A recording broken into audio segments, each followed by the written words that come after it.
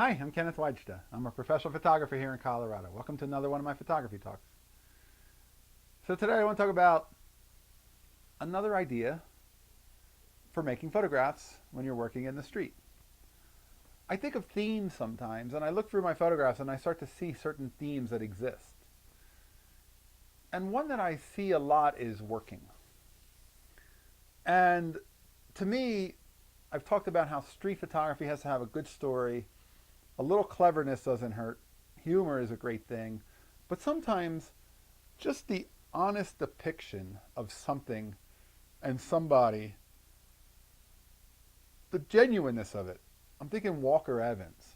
I'm thinking of Walker Evans and documenting people in front of a tire store or a grocery store, or just documenting the ordinariness of those people and those places. So this is a photograph from Washington of a street vendor. He sells hot dogs, he sells potato chips, and it looks to me like a man going to work at his office, except for his office is a little 4 foot by 6 foot booth that he has to sit in all day long and sell hot pretzels in. And I have a lot of photographs like that.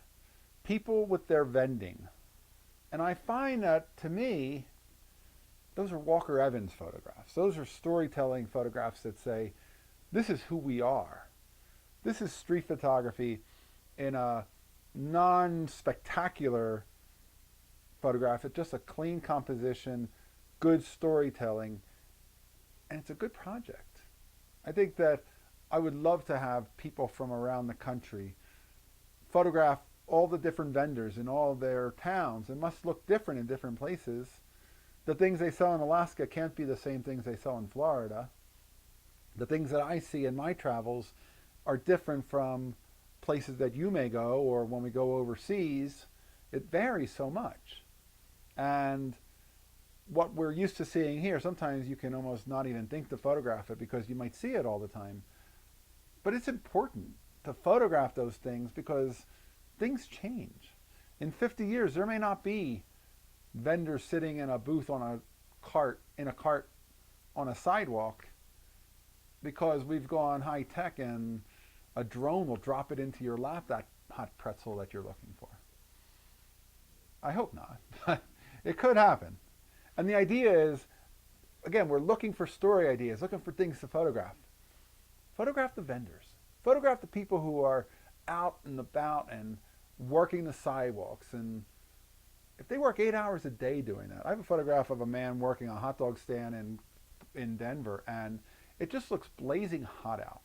And to imagine having to be out there and work there, I think it makes us appreciate how much hard work there goes into making a living doing that.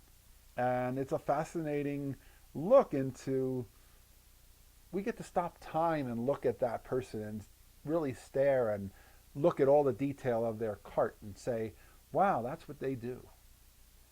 Look, that's what they sell. What kind of magazines are for sale there? What kind of food is there? What kind of tamales are in this cooler that you're selling? What kind of hot food is in that hot plate that you're carrying? It's all kinds of things, and it's a good story, and it's pretty readily available wherever we go in urban areas. It could even be food trucks.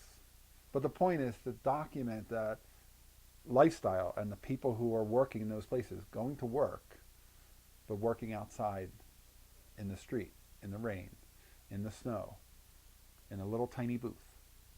I think there's something to that. And I know that I've definitely been drawn to it because as I look at my work, I can see some quantity of those kind of photographs. And then certainly they can make a good setup for a good series for Roy Stryker, but individually they work as street photographs to me because they tell the story of somebody working. But you have to, photograph them well. You have to get them at the right place and the right time. I don't think the photo of the booth is enough. I think you need a person with the booth to give it context. But I think that there's something to that. And I enjoy looking at those kind of photographs, maybe because I enjoy seeing how people work and how they make a living. So if you have any pictures like that, put those in the comments below. Put a link to your Flickr or something. And if not, maybe go out and shoot some and put them in there. I'd like to see those. And I'm going to go look too. We'll see what I find.